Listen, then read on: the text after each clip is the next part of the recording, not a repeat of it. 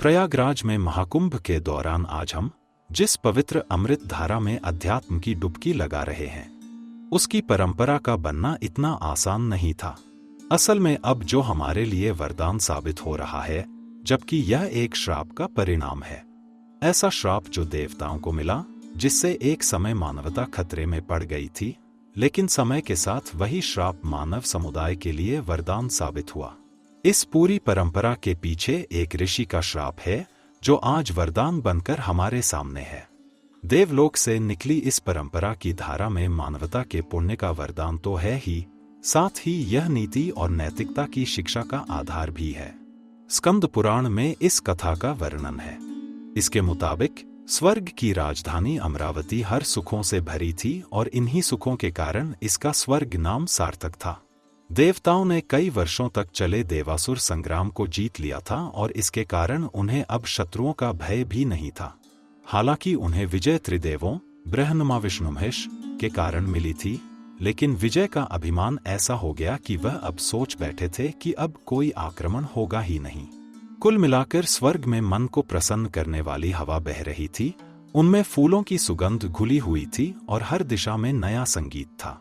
इन सबका संयोजन इतना खूबसूरत होता कि कई बार गंधर्व अपनी तानों का गान छोड़कर उनका संगीत सुनने लग जाते थे। इसका असर ये था कि अब देवता भी धीरे धीरे अपने कर्तव्यों को छोड़कर आमोद प्रमोद में लगे रहते। उनके अधिपति इंद्र तो राग रंग में ऐसे डूबे थे कि अब उन्हें ज्ञात ही नहीं था कि संसार के प्रति भी उनका कुछ दायित्व है। वह गंधर्वों से दिन के 8 पहर नए नए राग सुनते और सोमरस के मद में चूर रहते थे। एक बारगी तो यह सब सुख के चिन्ह थे, लेकिन असल में यह आने वाली विपत्ति का शोर था। देवगुरु बृहस्पति की चिंता भी यही थी। वह भविष्य की आशंका से कम चिंतित थे, लेकिन वर्तमान में संकट यह था कि रागरंग में डूबे देवराज अब गृहमंडल की बैठक भी नहीं कर रहे थे। इससे एक बार फिर संसार का संतुलन बिगड़ने लगा था। सप्तऋषियों ने भी इसके लिए चिंता जताई थी, लेकिन अभी हुए युद्ध के कारण वह भी इस शांति को भंग नहीं होने देना चाहते थे। लेकिन कई पखवाड़े के बीत जाने के बाद अब उन्हें चिंता होने लगी थी। गृहमंडल की बैठक नहीं हुई तो नक्षत्रों का सारा विधान रुक सकता था, संतुलन बिगड़ सकता था। इस चिंता को दूर करने ही देवराज इंद्र से बैठक बुलाने का अनुरोध करने ही ऋषि दुर्वासा सप्तऋषियों के प्रतिनिधि बनकर देवलोक की ओर बढ़े। ऋषि दुर्वासा को इंद्र के अभिमान का अंदाजा तो था, लेकिन फिर भी वह सोच रहे थे संकट को समझाने पर वह इस स्थिति को जरूर समझ लेंगे। जब ऋषि दुर्वासा देवराज को समझाने चले तो रास्ते में उनकी मुलाकात देवर्षि नारद से हो गई। देवर्षि नारद के हाथ में बैजयंती पुष्पों की माला थी, जिसकी सुगंध तीनों लोकों तक फैलती थी और दिव्य ऐसी कि पहनने वाले को सम्मोहित कर देती थी। नारद मुनि ने उनके कार्य को महान बताते हुए माला उन्हें भेंट कर दी। ऋषि दुर्वासा ने इस माला को रख लिया और सोचा कि देवराज इंद्र को यह माला भेंट कर देंगे। ऋषि ने सोचा कि इंद्र अगर उनकी बात न भी समझे तो भी इस दुर्लभ उपहार से उन पर उनकी बात सुनने का एक दबाव जरूर पड़ेगा। इन्हीं बातों को सोचते गुनते ऋषि देवलोक की पहुंच गए। देवलोक पहुंचे दुर्वासा को प्रारंभ से ही अनिष्ट की आशंका लगने लगी। वह इंद्र के मन में जगे अभिमान को समझ गए थे। द्वारपाल के सूचना दिए जाने के बाद भी वह अभी तक उन्हें स्वागत सहित सभा में ले जाने नहीं पहुंचे थे। ऋषि ने इन बात को बहुत छोटा मानकर ऐसे विचारों से झटक दिया। इसके बाद जब वह काफी देर में सभा मंडल में पहुंचे तो वहां चारों ओर सिर्फ आमोद प्रमोद का ही वातावरण बना हुआ था। देवराज ने दुर्वासा ऋषि को औपचारिकता वश प्रणाम ही किया। फिर भी ऋषि ने आशीष में हाथ उठाया और अपनी लाई पुष्पमाला उन्हें भेंट कर दी।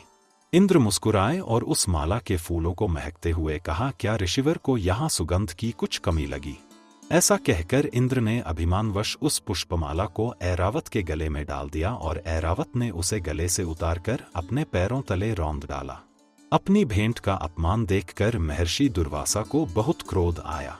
दुर्वासा, जो कि बहुत क्रोधी ऋषि के तौर पर पहचाने जाते हैं, वह अब तक अपने गुस्से को दबाए बैठे थे, लेकिन इंद्र की इस तरह हरकत और लगातार हो रही गलतियों से उनके क्रोध का ज्वालामुखी फूट पड़ा। वह गुस्से में जोर से गरजे और कहा कि जिस विजय, ऐश्वर्य और धनधान्य के अभिमान में तुम नैतिकता भूल हो चुके हो, वह तुमसे छिन जाएगा। यह स्वर्ग भी तुमसे छीन लिया जाएगा और तुम लक्ष्मीहीन हो जाओगे। महर्षि दुर्वासा के श्राप के प्रभाव से इंद्र का सारा ऐश्वर्य लुप्त हो गया। संसार से देवी लक्ष्मी का ही लोप हो गया। वह सागर में समा गईं और तीनों लोकों में भयंकर गरीबी और दरिद्रता छा गई। लक्ष्मीहीन इंद्र पर असुरों ने संगठित होकर फिर से आक्रमण कर दिया। इंद्र दैत्यों के राजा बलि से युद्ध में हार गए। इसके साथ ही संसार से सारी औषधियां भी लुप्त हो गईं। इसका फायदा उठाते हुए दैत्यों के राजा बलि ने देवताओं पर आक्रमण कर उन्हें परास्त कर दिया। तब सब देवता मिलकर भगवान विष्णु के पास गए और उन्हें सारा वृतांत सुनाया। तब भगवान विष्णु ने उन्हें दैत्यों के साथ मिलकर क्षीर सागर का मंथन करके अमृत निकालने की सलाह दी। भगवान विष्णु के ऐसा कहने पर संपूर्ण देवता दैत्यों के साथ संधि करके अमृत निकालने के यत्न में लग गए। क्षीर सागर में मद्रचल पर्वत को मथानी और नाग वासुकी को रस्सी बनाकर समुद्र मंथन किया जाने लगा, जिसमें 14 रत्नों के प्राकट्य की श्रृंखला में सबसे अंत में धन्वंतरी जी अमृत कलश लेकर प्रकट हुए। देवदनुज सभी अमृत पान करने के लिए परस्पर द्वंद्व करने लगे। देवताओं के संकेत से देवराज इंद्र पुत्र जयंत अमृत कलश को लेकर आकाश मार्ग से देवलोक की ओर लेकर चले। तब दैत्य गुरु शुक्राचार्य ने दैत्यों से कहा, जाओ ने अमृत को वापस लेने के लिए जयंत का पीछा करो। घोर परिश्रम के बाद उन्होंने बीच रास्ते में ही जयंत को पकड़ा। इस दौरान अमृत कलश पर अधिकार जमाने के लिए देव दानवों में 12 दिन तक अविराम युद्ध होता रहा। इसी समय अमृत की कुछ बूंदें कलश से छलक कर तीर्थराज प्रयाग, हरिद्वार, उज्जैन और नासिक में गिरीं। तभी से इन स्थानों पर अर्धकुंभ, कुंभ और महाकुंभ के प्रचलन शुभारंभ हुआ।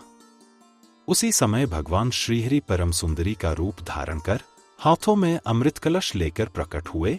यह उनका मोहिनी अवतार कहलाया। भगवान के रूप लावण्य की माधुरी को देखकर देव और दानव सभी विमोहित हो गए। भगवान ने देव और दानवों को 2 अलग अलग पंक्तियों में बैठाकर सर्वप्रथम देवताओं को अमृत पान कराने लगे। इसी मध्य राहु नाम का असुर छद्म रूप से देव भेष धारण करके देवताओं के बीच जाकर बैठ गया, जिसे सूर्य चंद्र ने संकेत से भगवान को बताया और भगवान ने चक्र से उसका सिर धड़ से अलग कर दिया।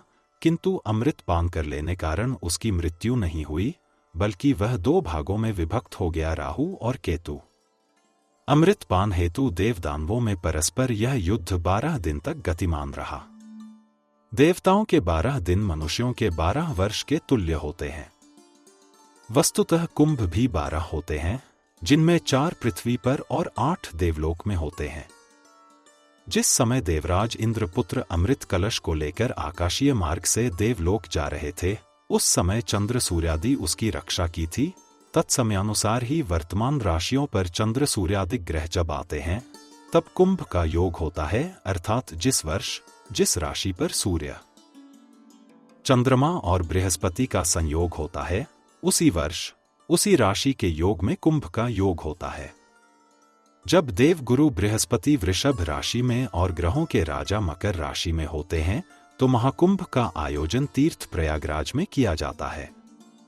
जब देवगुरु बृहस्पति कुंभ राशि में और सूर्य देव मेष तक में होते हैं, तब धर्मनगिरी हरिद्वार में महाकुंभ का आयोजन किया जाता है। देश के कोने कोने से संत महापुरुष आकर शिविर बनाकर कल्पवास करते हैं। जब सूर्य देव मेष राशि में और देवगुरु बृहस्पति सिंह राशि होते हैं, तब कुंभ मेले का आयोजन उज्जैन में किया जाता है। जब देवगुरु और सूर्य देव दोनों ही सिंह राशि में होते हैं, तो महाकुंभ का आयोजन पंचवटी के नासिक में होता है। जब प्रयागराज में 12 बार पूर्ण कुंभ हो जाते हैं, तो उसे एक महाकुंभ का नाम दिया जाता है। पूर्ण कुंभ 12 वर्ष में एक बार लगता है और महाकुंभ 12 पूर्ण कुंभ में एक बार लगता है। इस प्रकार वर्षों की गणना करें तो यह 144 सालों में एक बार आयोजित होता है। इस वजह से इसे महाकुंभ कहा जाता है। यह सबसे बड़ा मेला होता है, जिसमें सबसे अधिक श्रद्धालु पहुंचते हैं। अब आइए चलते हैं समुद्र मंथन से निकले 14 रत्नों पर। आखिर उन 14 रत्नों का क्या हुआ? किस किस को रत्न प्राप्त हुए? लेकिन आगे बढ़ने से पहले यदि आपने बी इंडिया यूट्यूब चैनल को सब्सक्राइब नहीं किया है तो कर लीजिए, और यदि आपको जानकारी अच्छी लगे तो लाइक एंड शेयर जरूर कीजिएगा। समुद्र मंथन से जो पहला रत्न निकला था वो विष था। समुद्र मंथन के दौरान सर्वप्रथम कालकूट विष निकला था, जिसके ताप से समस्त सृष्टि में हाहाकार मच गया। तब इसे भगवान शिव ने ग्रहण कर लिया। इस विष के कारण महादेव का कंठ नीला पड़ गया, जिस कारण उन्हें नीलकंठ नाम मिला। समुद्र मंथन के दौरान दूसरे नंबर पर एक दिव्य गाय उत्पन्न हुई, जिसे कामधेनु के नाम से जाना जाता है। यह गाय अग्निहोत्र यज्ञ की सामग्री उत्पन्न करने वाली थी, इसलिए ब्रह्मऋषियों ने इसे ग्रहण किया। तीसरे नंबर पर उच्च श्रवा निकला था। समुद्र मंथन के दौरान उत्पन्न हुए इस सफेद रंग के अश्व को घोड़ों का राजा कहा जाता है। इसे असुरों के राजा बलि ने अपने पास रख लिया। वही चौथे नंबर पर ऐरावत निकला था। यह एक सफेद रंग हाथी था जिसके 4 दांत थे। इस हाथी की चमक कैलाश पर्वत से भी अधिक थी। इसे देवराज इंद्र ने अपना वाहन बनाया। 5वें नंबर पर कौस्तुभ मणि निकली थी, जिसे भगवान विष्णु ने अपने हृदय पर धारण कर लिया। 6ठे नंबर पर कल्प वृक्ष निकला। इस वृक्ष इच्छापूर्ति वाला एक दिव्य वृक्ष माना जाता है। इसे देवताओं ने स्वर्ग में स्थापित कर दिया। 7वें नंबर पर समुद्र मंथन के दौरान रंभा नाम की एक अप्सरा उत्पन्न हुई, जो ब्रह्मांड में सबसे सुंदर नारी मानी गई। उसकी चाल मन को लुभाने वाली थी। ये भी देवताओं के पास चली गई। 8वें नंबर पर धन की देवी लक्ष्मी भी क्षीर सागर से प्रकट हुई। असुर, देवता, ऋषि आदि सभी चाहते थे कि लक्ष्मी उन्हें मिल जाए, लेकिन माता लक्ष्मी ने भगवान विष्णु का वरण किया। 9वें नंबर पर मदिरा अर्थात वारुणी की उत्पत्ति समुद्र मंथन से ही हुई थी। भगवान की अनुमति से दैत्यों ने इसे ग्रहण किया। 10वें नंबर पर पौराणिक मान्यताओं के अनुसार चंद्रमा की उत्पत्ति भी समुद्र मंथन से ही हुई है। चंद्रमा को भगवान शिव ने अपने मस्तक पर धारण कर लिया। 11वें नंबर पर समुद्र मंथन से पारिजात वृक्ष निकला। इस वृक्ष की खासियत यह थी कि इसे छूने से थकान मिट जाती थी। यह भी देवताओं के हिस्से में गया। 12वें नंबर पर समुद्र मंथन के दौरान उत्पन्न हुआ 5 जन्य शंख विजय का प्रतीक माना जाता है। यह शंख श्री विष्णु को मिला। 13वें नंबर पर समुद्र मंथन से सबसे अंत में भगवान धन्वंतरी अपने हाथों में अमृत कलश लेकर निकले। इन्हें भगवान विष्णु के अंशावतार और आयुर्वेद का जनक माना गया है। जबकि अंत में 14वें नंबर पर समुद्र मंथन से प्राप्त हुआ अंतिम रत्न अमृत था। इसके निकलते ही देव दानवों में इसे ग्रहण करने के लिए झगड़ा होने लगा। अंत में भगवान विष्णु ने देवताओं को अमृत पिलाकर अमर कर दिया। उम्मीद है आपको जानकारी अच्छी लगी होगी।